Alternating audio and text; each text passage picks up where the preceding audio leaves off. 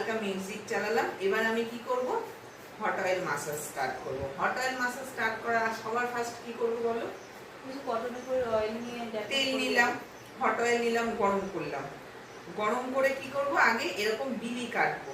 প্রতিটা এরকম একটা বিলি কাটলাম, এরকম করে দুটো ভাগ করলাম, এরকম করে আমি পুরো লাগিয়ে দিলাম। সেম আবার আরেকটা ভাগ করলাম, এই যে লাগিয়ে নিলাম। অয়েলটা কিন্তু বেশি থাকবে, যাতে এক জায়গায় লাগালে আশেপাশে পুরোটা লাগে। আমি যদি একটু একটু অয়েল নিই তাহলে আমার শুধু এইটুকানি কি যাবে, আমার কিন্তু পাশে যাচ্ছে না। অয়েলটা বেশি নিলাম, নিয়ে আমার এক জায়গায় নিলাম, আমার এইটুকানি কাভার হলো, আবার এইটুকানি দূর থেকে আমি আবার নিলাম। নিয়ে সেম আমি কি করলাম, আবার এরকম করে অয়েল দিলাম, এরকম করে সারা স্কিনে কি করলাম, অয়েল লাগিয়ে নিলাম। সেটা হেয়ার স্পার ক্ষেত্রেও হবে। অয়েল লাগিয়ে নিলাম, নিয়ে এবার এই যে আমাদের মাসাজ হবে কিন্তু এই যে আঙুলের ডগাতে, প্রতিটা ফিঙ্গারের কি হবে, ডগাতে মাসাজ হবে। প্রতিটা ফিঙ্গারের ডগাতে কি করব, তেলটাকে সারা চুলে লাগাবো।